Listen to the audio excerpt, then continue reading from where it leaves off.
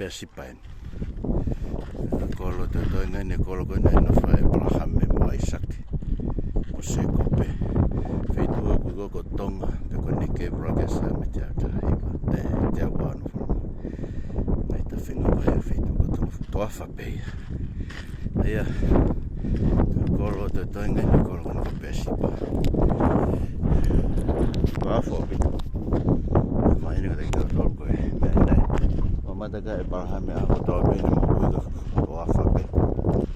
Ngai hala ni kolo. To no mai. Lege. Kono mari ta no fo. Abraham me ako to be si o ke fu to. Kolo ni ko pe si pa ia a honi ia. To mai ko e ko university ia pe si pa. Na Abraham ako to be si o ke fu to afa ko ni. Pero mesang he o tua ange mona ai fonua ko. To fa beta. Ni ko si ko mau ko lo to nga ni mau ko lo. Ko ke tu pe para mesa to na fai ga para ham.